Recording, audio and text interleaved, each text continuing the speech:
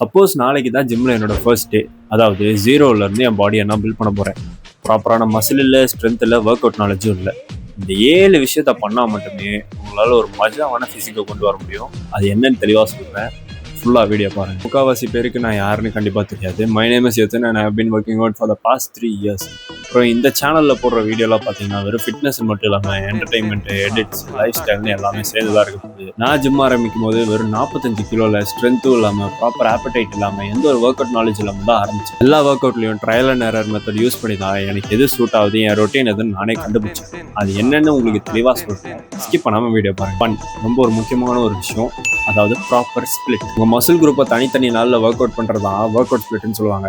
இதுலேயே நிறையா ஸ்பிளிட் இருக்குது. Upper lower, Arnold split, PPL, bro ஸ்பிளிட்னு எக்கச்சக்கமாக இருக்குது. ஒரு ஸ்பிளிட்டை நீங்கள் சூஸ் பண்ணுறீங்கன்னா வாரத்துக்கு ஒரு வாட்டி, மாதத்துக்கு ஒரு வாட்டின்னு மாற்றாமல் கன்சிஸ்டண்ட்டாக ஃபாலோ பண்ணிங்கன்னா தான் உங்கள் ப்ராக்ரஸை ட்ராக் பண்ணி அடுத்து நீங்கள் என்ன பண்ணலாம்னு யோசிக்க முடியும். 2, ப்ரோட்டீன். எல்லா ஃபிட்னஸ் கிரியேட்டர்ஸும் கூவி கத்துறது என்னன்னு பார்த்தீங்கன்னா ப்ரோட்டீன் எடுத்தே ஆகணும் டு பில்ட் மசில். இப்போ நான் வேணால் அதை தான் பண்ண போகிறேன். உங்கள் பாடியில் மசில் பில்ட் பண்ணுறதுக்கு அட்லீஸ்ட் 1.2 grams to 1.6 grams of protein per kg of your body weight வேணும். ஆனால் இப்போ தான் நீங்கள் ஜிம் ஸ்டார்ட் பண்ணுறீங்கன்னா உங்களுக்கு ப்ரோட்டீன் கோல்ஸ் செட் பண்ணுறது கஷ்டமாக தான் இருக்கும். ஸோ அட்லீஸ்ட் ஒரு பேர் minimum 1 gram per kg of your body weight எடுக்க ட்ரை பண்ணுங்கள். அப்போ தான் கொஞ்சமாவது ரிசல்ட்ஸ் பார்க்க முடியும். ஏன்னா protein is the base unit for building muscle. 3வது விஷயம், ட்ரைனிங் ஃப்ரீக்வன்சி.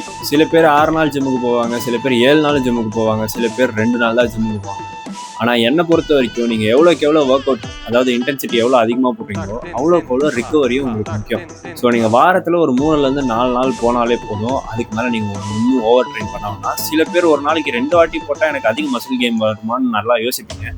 நானும் ஃபஸ்ட்டு ஜிம் ஸ்டார்ட் பண்ணும்போது அப்படி தான் யோசித்தேன். ஆனால் தயவு செஞ்சு அப்படி பண்ணாதீங்க. உங்கள் மசில் ஃபெட்டிக் தான் அதிகமாகும், ப்ளஸ் உங்களுக்கு ரிக்கவரியும் ப்ராப்பராக இருக்குது.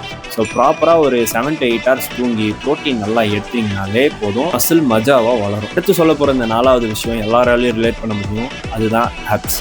இப்போ ஜிம்முக்கு சேர்றதுக்கு முன்னாடி எல்லாம் இந்த வீடியோவில் இந்த ஃபிட்னஸ் இன்ஃப்ளூயன்சர்ஸ், ஆக்டர்ஸ், 6 packs வச்சதை பார்த்து நிறைய பேர் மோட்டிவேட் ஆகி ஜிம்முக்கு போய் சேர்ந்துருப்பீங்க. ப்ராப்பரான கோர் ஸ்ட்ரென்த் இல்லாமல் போன உடனே டெய்லி ஆப்ஸ் போடுறது, அப்புறம் இங்கே வலிக்குது அங்கே வலிக்குதுன்னு சொல்கிறதுக்கு பதிலாக ஒரு ப்ராப்பரான ஸ்பிளிட்டை சூஸ் பண்ணி வாரத்தில் 2 வாட்டி உங்கள் ஆப் செட் பண்ண மாதிரி பார்த்துக்குவாங்க. டெய்லியும் உங்கள் ஆப்ஸை ட்ரெயின் பண்ணுறது வேஸ்ட்டுன்னு சொல்ல மாட்டேன், ஆனால் தேவையில்லை. 5வது விஷயம், ஒரு முக்கியமான விஷயம், இதுக்கு ரொம்ப பொறுமை தேவை உங்களுக்கு. இப்போ நீங்கள் பிகினராக இருக்கீங்கன்னா உங்கள் ஷோல்டர்ஸை ட்ரெயின் பண்ணுறதை ஸ்கிப் பண்ணாதீங்க. உங்கள் ஷோல்டர் ஆல்மோஸ்ட் எல்லா ஒர்க் அவுட்டுக்கும் கான்ட்ரிபியூட் பண்ண போகுது. மற்ற மசில் குரூப் மாதிரி கொஞ்சம் ரெப்பு போட்டோன்னே பம்ப் வரலையே, அப்போ நான் அது போட மாட்டேன், எனக்கு மசில் சோர்னஸ் வரல, அது நான் போட மாட்டேன்னு விட்டிங்கன்னா உங்கள் ஸ்ட்ரென்த்து ரொம்ப டிக்ரீஸ் ஆகும். அப்புறம் உங்களால் ப்ராக்ரஸும் பண்ண முடியாது வெயிட்ஸில். 6வது விஷயம், ட்ராக் யுவர் ப்ராக்ரஸ். ஒரு ஃபுட் வெயிங் ஸ்கேல் வாங்கிக்கோங்க. பிளிங்கெட்லேயே ஒரு 200 to 350 கிடைக்கும்.